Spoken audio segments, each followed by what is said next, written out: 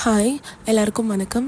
இன்றைக்கி இருக்கிற காலகட்டத்தில் எல்லாருக்கும் எல்லாரையும் பார்த்து இன்ஃப்ளூயன்ஸ் ஆகி இன்ஸ்டாகிராம், சோஷியல் மீடியா, யூடியூப் இந்த மாதிரிலாம் இன்ஃப்ளூயன்ஸ் ஆகி நானும் இப்படி வாழணும், நானும் இவ்வளோ ஹைஃபையாக வாழணும், நானும் நிறையா செலவுஸ் பண்ணணும், நானும் நல்லா ஹை அண்ட் ப்ராடக்ட்ஸ் வாங்கி யூஸ் பண்ணணும், நானும் ஒரு ஸ்டார்பக்ஸ் போகணும், நானும் ஒரு மேக் வாங்கணும், இப்படி ஐஃபோன் வாங்கணும் அப்படின்னு சொல்லி ஆசைகள் எல்லாருக்கும் பல இருக்குது இல்லையா?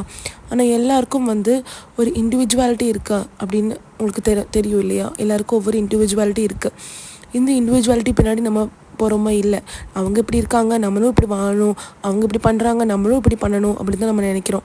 கண்டிப்பாக ஒருபோதும் நீங்கள் அப்படி நினைக்காதீங்க. உங்களுக்குன்னு ஒரு இண்டிவிஜுவாலிட்டி இருக்குது. யார் என்ன எப்படி வாழ்ந்தாலும் நமக்குன்னு தெரியும் இல்லையா? நம்ம இப்படி வாழணும், நம்ம இவ்வளோ ஸ்பெண்ட் பண்ணணும், நம்ம இப்படியெல்லாம் இருக்கணும், இப்படியெல்லாம் இருந்தால் நம்ம ஃப்யூச்சர் நல்லாயிருக்கும், இப்படியெல்லாம் இருந்தால் நமக்கு நம்மளோட இறப்புக்கு அப்புறமும் நமக்கு நன்மைகள் கிடைக்கும் அப்படின்னு சொல்லி நம்ம யோசிக்கிறோம் இல்லையா? அதுக்கு தகுந்த மாதிரி வாழுங்க. யாரையுமே காப்பி பண்ணாதீங்க.